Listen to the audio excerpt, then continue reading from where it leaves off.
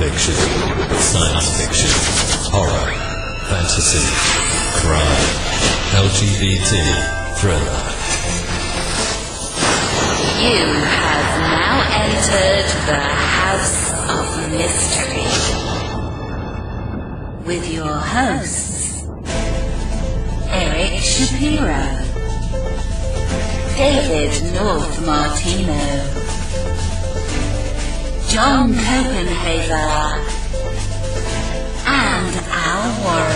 Heard on KCAA 106.5 FM Los Angeles, 102.3 FM Riverside, and 105.0 AM Palm Springs. Welcome back into the House of Mystery. I'm Al Warren. Miss Jennifer Ann Gordon Peaches is here. Hi, Alan, and thank you for welcoming me, Peaches. I guess that's my new nickname as of today, and I'm going to embrace it. Yeah. I think it really offsets my horror side. Yeah, it's bright and shiny. It's spring, summer, just beautiful, right? All of the things that I just embody. Yeah. Well, that's as a goth, pale, green-haired girl. Well, that's just your drag, so to speak, right? You know what goes that's on. just the brand. Yeah, that's the brand. We know what goes on behind the scenes, you know. Behind the scenes, I love the foxtrot and Peaches. Well, Peachy Foxtrot. Well, there you go. I learn something new every day. I don't know if I'd like to learn every day, but I guess it's a good thing. No, it seems exhausting. Well, let's see. We have got a science fiction writer with us today. Fantastic writer. He's going to talk about his new project, The Download It. So, Robert J. Sawyer, thank you for coming on the show. What a pleasure to be back. Thank you for having me. Always. So how have you been lately? What's been going on with you the last, since we talked to you last? Well, I have just arrived in Calgary, Alberta, where it is snowing brutally. And the day before, I was in Orlando, Florida, at something called ICFA, the International Conference on the Fantastic in the Arts. It is the leading academic symposium related to science fiction, fantasy, and horror literature. And by pure coincidence, I believe, Alan, I will contest this to my dying day, is held in Florida during March break, not because of the weather, certainly not because it's a poolside resort, but because it is most conducive of a venue for spirited conversation. And that's my story, and I'm sticking to it. Do you have to be invited to this? Because, golly, as somebody who's in a very cold place, I would enjoy being in a symposium. I will hook you up. Believe me, I'll give you the information who to contact. The academics, you see, managed to convince their university departments to pay for them to go to Florida in March break to attend this. But they invite a limited number of what they call creative professionals, meaning writers like ourselves or artists or editors, to also come. And I've been going, this was my 20th year, although I haven't gone every year, of attending ICFA, the International Conference on the Fantastic in the Arts. That is a really good gig to have. I think so, yes. So you really enjoy going to a lot of these events and meetings and get-togethers and all that stuff. How many do you do a year? Well, because I have a new book coming out this year, I've got a very full schedule, probably 18 events that I'm doing this year. Last year, my big event was, I was lucky enough, was career capstone honor to be one of the two guests of honor at the World Science Fiction Convention, the 81st WorldCon, as it's called. And it was held for the first time ever in China, in fact, in Chengdu, China. Liu Cixin, who is very much in the news right now because he wrote The Three-Body Problem. Currently, the adaptation is airing, I think, on Netflix, was the co-guest of honor with me, and we'd been friends since 2007. That was definitely the highlight of my past year, was this huge trip to China. But yes, I'm gregarious by nature. Not all writers are. Many writers are quite introverted and shy. But I work alone, and so I live for these opportunities to get out. I do, of course, like meeting my readers and signing and autographing books. That's wonderful. But I have to say, the real thrill for me is sitting down with other writers, with my colleagues, and talking shop and just, complaining about editors and agents and the vicissitudes of the publishing industry, as we all do, right, when we get together as writers. Oh, no, we never do that. Certainly, I've never done that in the bar at a convention. Exactly. No. Oh, we love this industry. Love this industry. You know, it's like the old saying, I love humanity. It's people I can't stand, right? Yeah. You said it right there. Well, that's interesting. What are you doing in Calgary then? What's going on there? What would you deal with that big winter there for? What's going on there? Of course, I didn't know when I booked the tickets, but one of my very best friends here, Randy McCharles, founded a decade ago a conference called When Words Collide, which is a multi-genre conference for writers of the genres. So science fiction, fantasy, and horror, of course, but also mystery, thriller, romance, and being as how this is Alberta, Western as well. And although the conference doesn't take place until August, I visit Randy several times a year, and we have writing retreats. So we're actually getting a bunch of the local writers together on the weekend, and we're going to hack away at our manuscripts and then have that kind of shop talk discussion that I alluded to a moment ago that I enjoy so much over the meal. So visiting friends, but doing some writing, which makes it, ta-da, a tax deductible. Well, even better. Even better. So you've got a new novel coming out, and it's called The Downloaded, and I guess you've got the Audible out. So explain what exactly you've got going on here with this new project. Yeah, so Audible has learned the lesson that Netflix learned a little bit earlier. Audible, like Netflix, started out as exclusively distributors of content created by other people. And Netflix, of course, started out sending DVDs through the mail, right? But now is one of the biggest producers of original content, because that's where the money really is owning the content that you distribute. So Audible decided they wanted to do a science fiction original production, and they came to me to do it, gave me a very handsome deal. All they wanted was 6 months of exclusivity. So essentially, this is my 25th novel, but they wanted to have it 6 months before it comes out on print. So back on October 26th, it did come out in the audio version, and a little less, than 2 months from now, on May 7th, it'll be out in print and ebook versions, and you can either go listen right now on Audible, and if you have an Audible account, it's free to listen to it. You don't have to use one of your monthly credits. It's an Audible original. Just add it to your account and listen. The ebook or the print, you got to pay me for that, right? But the Audible one you can get for free. And I'll tell you, when I set out to do this, they were the best creative partner I've ever had. I've thoroughly enjoyed working with them. And they asked me and the director, who's also, we're both Canadians, who we would like to have narrate the finished product. And we originally said, 2 years ago, well, we want Brendan Fraser, I think is perfect for the lead role. And then just over a year ago, of course, he won the Academy Award for Best Actor for The Whale. Well, at that point, we said, okay, here's our B list. We know we can't get Brendan anymore. And the Audible people said, why not? And we said, because his price must have just gone through the roof. And they said, that's true. We will pay it. So we got Brendan Fraser, Academy Award winner. We also got Luke Kirby to be the secondary lead, Emmy Award winner for many other great roles, but playing Lenny Bruce on The Marvelous Mrs. Maisel, excuse me. There's my Canadianism slipping through, a little Freudian Canadianism, Mrs. Maple, I said. Mrs. Maisel is what I meant to say. And that's where we stand at the moment with it. It's out in this audio version, and the print version comes out in May 7th, in a couple of months, excuse me. I love it. So before we went live, I had mentioned that I was listening to the Audible version, which is absolutely fantastic. It goes above and beyond what people think of as an audio book. Like, this is a full radio play, is how it sounds.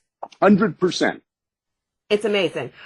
So you wrote this originally knowing it would be an Audible original. Was it a different process for you to write something strictly for Audible first? Or did you just write the novel? Absolutely. Very interesting that you should say that.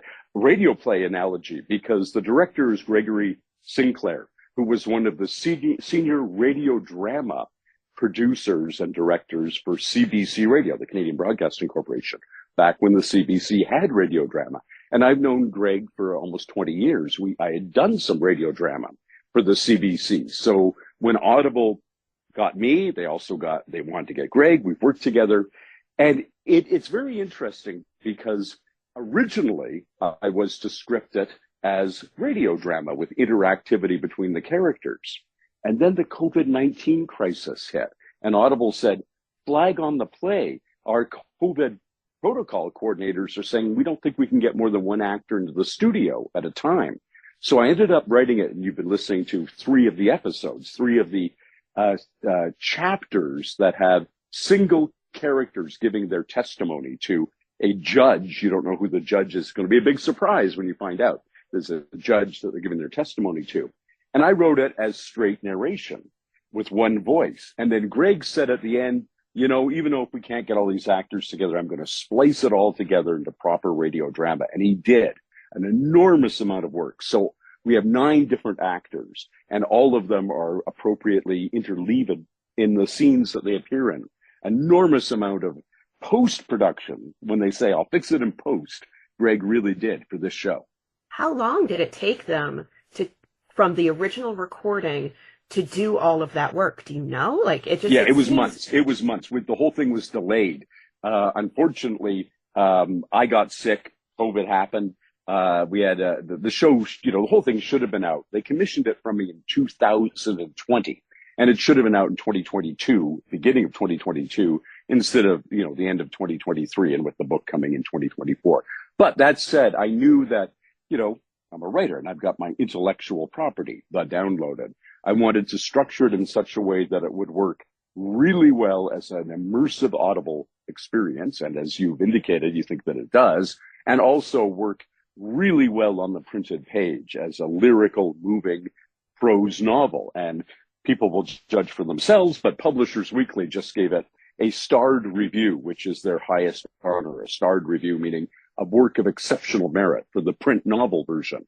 So I had a juggling act to pull off to make it work in both media, but I honestly think that I did succeed at it. So did you have to do a rewrite to make it into more of a novel? No, I did not. I did not. It was a challenge to make it work in both forms, but I was conscious of that challenge from page 1. So no, I did not do a rewrite. The novel obviously has he says and she says, and sometimes he said wryly or she said sarcastically. Those tags, of course, were dropped when Greg interleaved the actors together, but hopefully the actor sounds sarcastic instead of me having to say he said sarcastically. Luke Kirby or Brendan Fraser will say, oh yeah, well, that's your opinion, right? Sarcastically in the recording. Well, so let's talk about this, the downloaded. What's the premise of it? So I always say when I teach science fiction writing that no science fiction work is about the year it's supposedly set in, whether that's 2001 or 3955 when Planet of the Apes takes place. It's about the year in which it's written. And when I pitched this to the good folks at Audible, we were just at the beginning of COVID-19.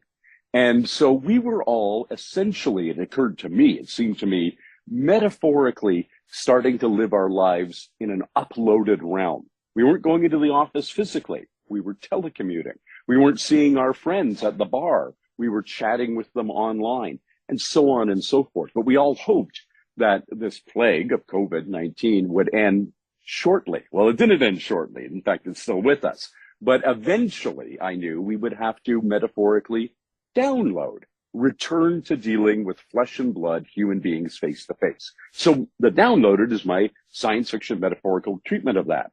It's about 2 groups of people, astronauts preparing for Earth's first interstellar voyage, and prisoners who are given an opportunity to have their consciousness uploaded into a virtual reality where it'll seem for them that their 20-year prison sentences will take 20 years to pass. But in the real world, only 18 months will pass, and they'll be able to return to their families and their children and so forth, hopefully rehabilitated. But as in all novels and exciting adventures, something ensues. They don't get to download either the astronauts or the prisoners when they should have. 500 years pass, and these 2 very disparate groups, astronauts with the macho right stuff, and prisoners, most of whom, in fact, were murderers, being forced to live together in this 500-year down the road reality again.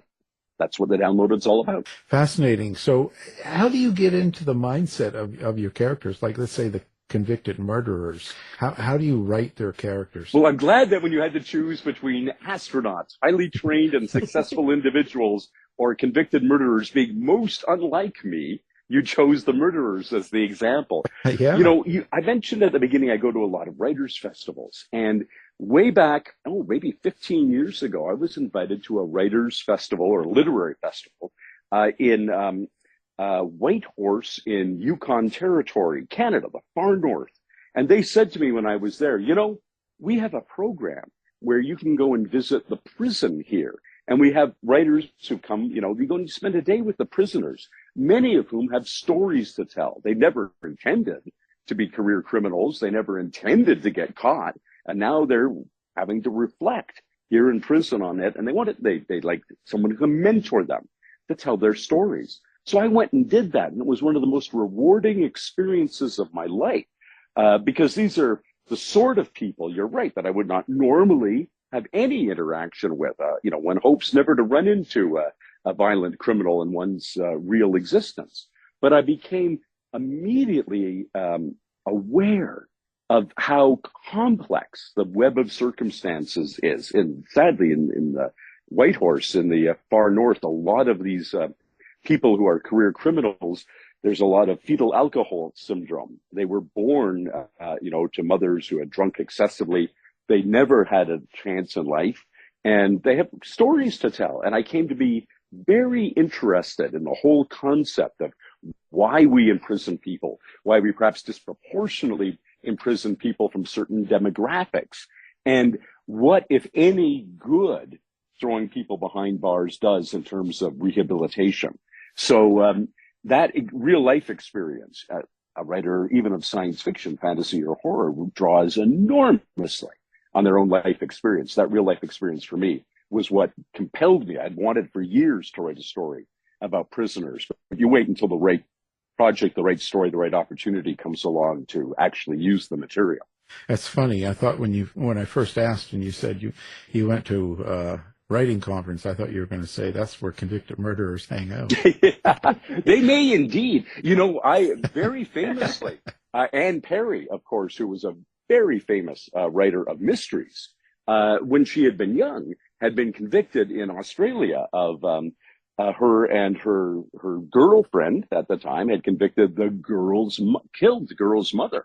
And, they were sentenced as juveniles and served their sentences. And Anne went on to be a multi-best-selling, New York Times best-selling author. And yes, I've been at many a conference that Anne was at. Her story is told, in that, I'm drawing a blank, it'll come to me in a minute, but the famous movie Beautiful Creatures. Beautiful Creatures it's a real life It's my story. favorite true crime. That's my right. favorite true crime case. Absolutely. I mean, Anne Perry, of course, is a pen name. Her real last name was the name under which she committed the crime. And it wasn't until 1994, so 30 years ago now, that it came out that in 1954, 40 years before that, she had been involved in actually killing somebody. So yeah, you can meet a convicted murderer.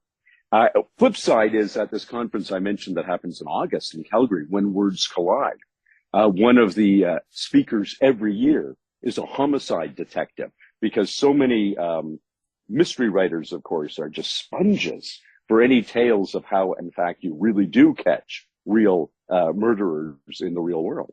I think that's my favorite part of going to crime conventions, honestly, is the morning lecturer who comes and talks to you while you're all eating eggs about crime scene photography and forensics, and you're just showing gross slides. That's right. It's such an education.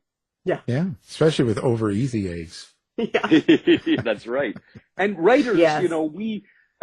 What I say about being a writer, especially a science fiction writer, but it probably applies to all kinds of science fiction writer, is I am like a perpetual grad student who gets to change my thesis topic as often as I wish. If I was a real grad student, I'd have to do my very narrow bit of research. But I get to be, one day I'm a quantum physicist. The next day I'm a paleoanthropologist. The day after that, I'm a moral philosopher. The day after that, I'm talking about the penal system, the prison system. And all of us who are writers, you ask, where do you get your ideas? Research, and more research. The world is full of fascinating contradictions and amazing people, all of whom you can, just suck into your vacuum cleaner maw and turn out into fictional characters and fictional situations. So do your ideas come from you originally having something in your head thinking, oh, I want to know more about this. And then you research it and Yeah. then get the idea? Or, Yeah. oh, so it really is like the egg before the chicken, I think. For me, it is. I actually give a talk at some of these different writer seminars that we talk about here, called a thematic approach to writing. And it's a top-down approach where you start with your topic. Your topic might be genetics, and then research the heck out of genetics until you find a theme. I did a novel about genetics called Frame Shift. The theme I came up with out of all the research was the only thing that makes sense in an era where we can now do predictive genetic testing of what things you will get and what things you won't get in terms of disease and ailments as your life goes on, is socialized medicine. Now, that may be a contentious statement. To some, that's fine. It's perfectly reasonable for a novel to be contentious. But the thematic statement, I had no idea what I wanted to say. I just knew genetics. Well, I remember a tiny bit from high school, but that was half a century ago. What can I learn? What's new? What's exciting? And out of that, the theme comes, and out of the theme, the characters come, and out of the characters, the novel comes. And, you know, the particular novel I alluded to, Frame Shift, nominated for the Hugo, won Japan's top science fiction award, won Spain's top science fiction award. But it started not with a character, but with a topic that I researched the heck out of. So how do you get into the setting, the location, like this one here, being that they were downloaded and you've got, you know, space and earth and all this stuff, you got all these things going on. How do you describe or write a setting? So for the downloaded, I ended up setting the actual place where they're uploaded at a quantum computing facility. Well, Waterloo, Ontario, Canada, they actually call themselves the Waterloo area Quantum Valley. It's a play on Silicon Valley where, you know, traditional computing is headquartered. Waterloo, Ontario is an absolute world leader in quantum computing. But the intriguing thing about it is that it is entirely surrounded by an old order Mennonite community, people who shun technology. And I'm lucky enough to be friends with Mike Lazaridis. Mike Lazaridis was the co-inventor of the BlackBerry, if you remember the world's first true smartphone, the BlackBerry, Canadian invention. And I said to Mike, because he was from Waterloo and that's where he based his company, doesn't it strike you as ironic that you have decided to make your high-tech company build it in a place that's surrounded by all these Mennonites who will never use your product? And he said, no, you don't understand, Rob. The Mennonites are the backup plan for humanity. If and when our technological civilization falls because of an electromagnetic pulse or some other collapse of infrastructure, they'll sail on just fine. And I thought, that was a gift to me. Mike said that to me probably 15 years ago, and I've been lurking at the back of my mind. Well, I wanted to upload people, Waterloo. I wanted a collapse of civilizations when they download 500 years later. The only technological survivors are the prisoners and the astronauts, but they're surrounded by Mennonites who have been sailing on just fine with the horse and buggy technology they use for 500 years. So it's a puzzle of putting together things, or maybe more a better analogy is a recipe. You're trying to create a dish that has all kinds of different flavors and seasonings, and you know you've got it just right when it's piquant on every level. Well, is there a reason why you chose astronauts as the, you know, the additional to the convicted murderers? Yes, absolutely. Thomas Wolfe wrote this book, which was later made into a movie and then a miniseries called The Right Stuff, R-I-G-H-T, The Right Stuff. And it was this notion that astronauts somehow were better. They had this special quality. And yet I found, and for those who've watched, for instance, the Apple TV series For All Mankind recently, you see just how flawed these astronauts are. This right stuff, this machismo, this easy violence, this hard drinking, this philandering, all of this is actually very much the wrong stuff. And yet we idolize those people. Whereas the contrast with criminals who we all shun and reject, might actually have better hearts and more even tempers in a lot of cases than the people that we've made heroes out of. So the contrast, just like as I just said about flavors in a recipe, the contrasting flavors, the sweet and sour, side by side, is what makes the whole dish piquant and worth consuming. Did you have a favorite character in this that you were writing? Oh, I did. Roscoe Cadulean. Roscoe Cadulean, who is the character that the director, Greg Sinclair, and I immediately felt Brendan Fraser would be right for. Roscoe is indeed a convicted murderer. He did indeed kill a man. He did not kill the man in cold blood. As a middle-aged man, I think I say in the novel that he's 38 or 42. I think he's 38. He had started to be tormented online by somebody. And as he managed to track it down, it turned out it was the same bully who had tormented him in elementary school, who has now found him online and under a pseudonym is attacking him online. And Roscoe decides to go and confront his childhood bully. But unfortunately, things get out of hand and he just wants to tell him off and leave me, the heck alone. Things get out of hand and he does indeed grab a pair of garden shears that are open and stabs the guy in the heart. The guy dies. Roscoe really did commit murder.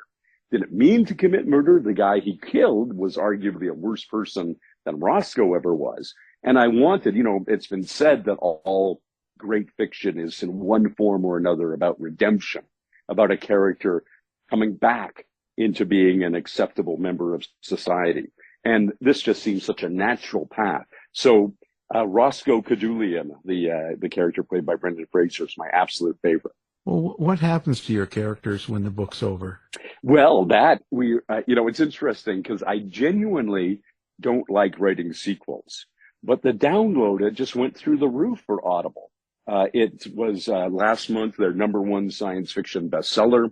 I don't know what the sales are for this month, but last month it was #1, and that was 3 months after it came out, still holding strong. So they asked me to prepare a sequel outline. And just, it's today Thursday as we talked, yesterday, I submitted that sequel outline.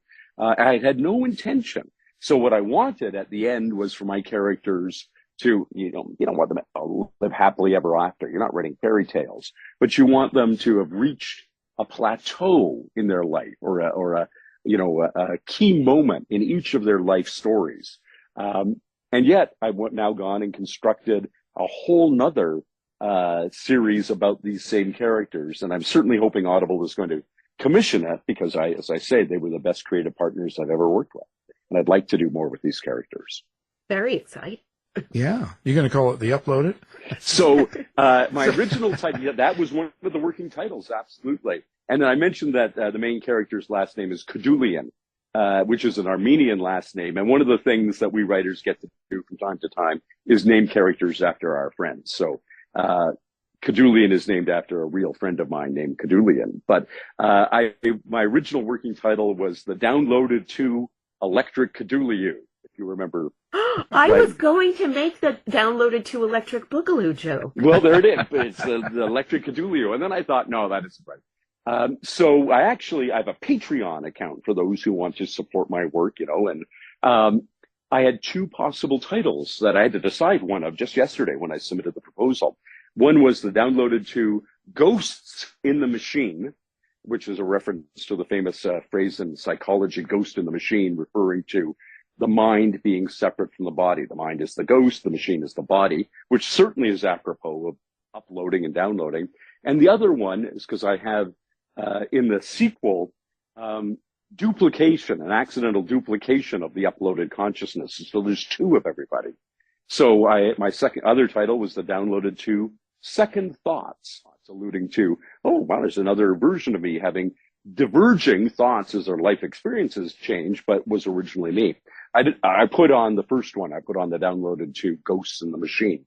But if it changes before the thing, comes to an Audible production or out in book form, I wouldn't be the least bit surprised. Most of my books, 25 now, most of them have had multiple title changes as the project has developed. So you really liked doing this Audible, right? This was a really good experience. It was overall. a great experience because, I say great creative partner because basically, unlike, I do work in film and television. One of my novels was adapted on ABC to a TV series called Flash Forward, starring Joseph Fiennes and John Cho.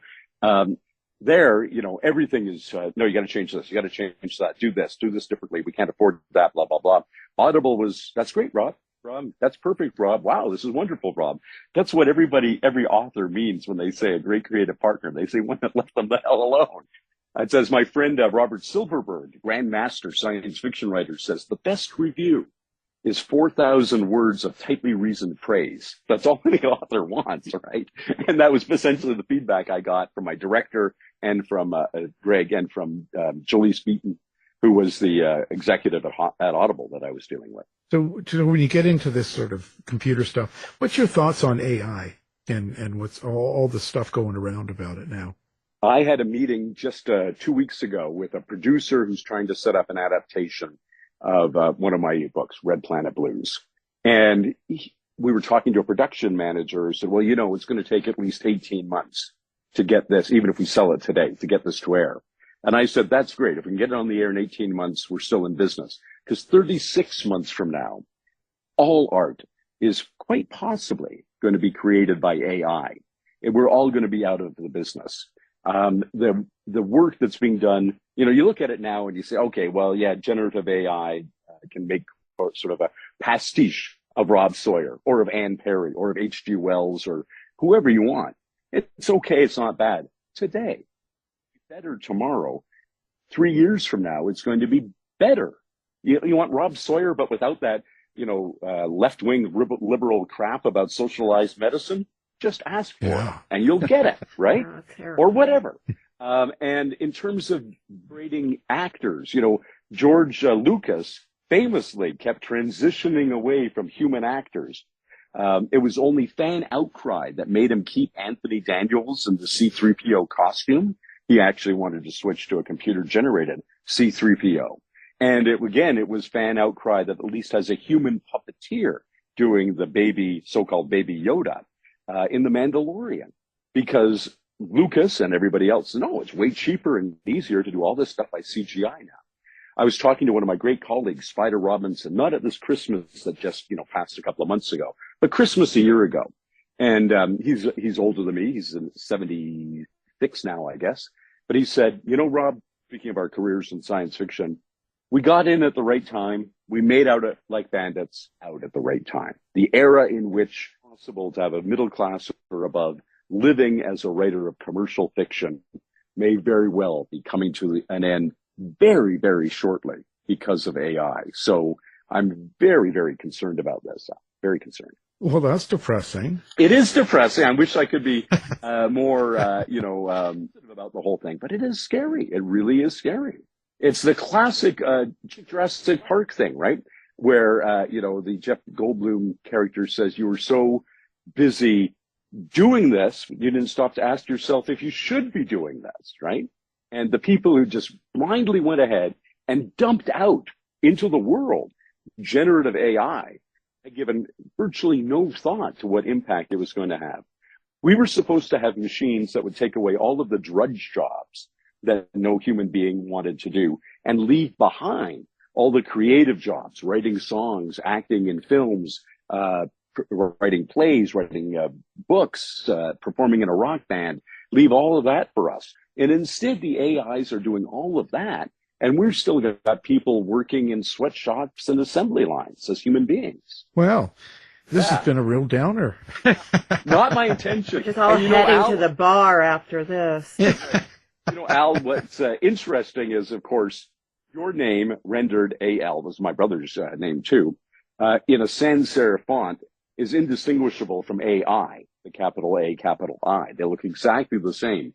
And so soon enough, House of Mystery Radio may well be AI instead of AI Ward instead of Al Ward. And they won't even have to change the title card. It looks exactly the same. Probably be better too. I don't know about that yet. But in 36 months, better than anything any human being could do. Not to denigrate, the great Alan R. Warren, but any human being will be outclassed. In 36 months, I'll be an actual peach just talking. Yeah. All right. Yeah. It will be, the pits. Yeah. Oh, no. Boo. No, boo. So this is fascinating. So listen, where do people find you? What do you like to have your readers come and interact and all that stuff? Websites, social media, what What do you I like? was an early adopter of this thing we call the World Wide Web. I was the first science fiction writer in the entire world to have a website. And so I got a great URL for it. It's sfwriter.com. S is in science, F is in fiction, writer.com, sfwriter.com. Check it out there. And, I'm on Facebook, I'm on Patreon, I'm on the former Twitter, now known as X. I'm on Blue Sky. You can find me at TikTok. You can find me on social media. But Robert J. Sawyer Central is sfwriter.com, my website. Over 2 million words of material up there. You can spend days just browsing all of the articles, short stories, chapters, how to write advice, and so forth that's on there. So what's next for you? What do you got going on now? Well, it's interesting because Audible will either say yes, and I'll write the downloaded 2 immediately, or they'll say no, in which case I have a whole nother novel that I've outlined that I will start writing. And really, as I mentioned, I'm here in Calgary for a writing retreat that starts this weekend. It's the other novel, which actually is an AI-related novel, that I'm going to try and get written before AI can do it better than I can. But that's what I'll be starting up backward work on this weekend when the writing retreat starts here in Calgary. Well, what happens when AI gets tired of humans? That's a really good question. This is part of what this novel that I'm working on is about. Because why would AI keep us around? We're dangerous. We can pull out the plug, or we might start a nuclear war, or just one madman, whether it's here in the West or somewhere else in the world, decides to push the button. AIs get wiped, any computer gets wiped out by the electromagnetic pulses of a nuclear war. We might, ironically, better survive a nuclear war or an electromagnetic pulse from the sun than any computer could. So we're an impediment unless we provide value. And what is that value? Well, what do we provide? Companionship? Do we provide unpredictability? AIs can say, okay, here's all the things logically a person might do, but wow, who would have expected, that Kate, the Princess Kate would be doctoring her own photos of her family, right? And create a scandal and all that who would have, out of the blue craziness that human beings come up with. As long as we're entertaining, we might be kept around. But if it ever reaches the point in the calculus that the threat we present is greater than the entertainment or companion value or just physical hands and feet in the, on the ground in the real world, represent to the AI, we're going to be in a lot of trouble. Well, I really appreciate you being on the show, and I'm going to go, shoot up or something because it's beginning of the end. I've got 3 years left. You just have to keep really just making unhinged decisions, one per day, just to keep the AI on their toes. You know what? I never quite thought that maybe I would be calling for more insanity in the real world as you just did. But perhaps it is our only hope is that we keep just being absolutely bonkers as a species and as individuals. I think it would be hard to not be absolutely bonkers at this point. Yeah, everybody's. All things being equal. That's right. Yeah. Well, the book, the download it, and also, of course, the Audible, what you can get now. The creator, the author, Robert J. Sawyer. Thank you for being here. Absolute pleasure. Thanks for having me. Thank you, Robert. You've been listening to the House of Mystery radio show. To find out more about our guests, hosts, or show, go to www.houseofmystery.com. Show's over for now. Was it as good for you as it was for me? Yeah. Good night. This has been a production of Something Weird Media. I'll be back.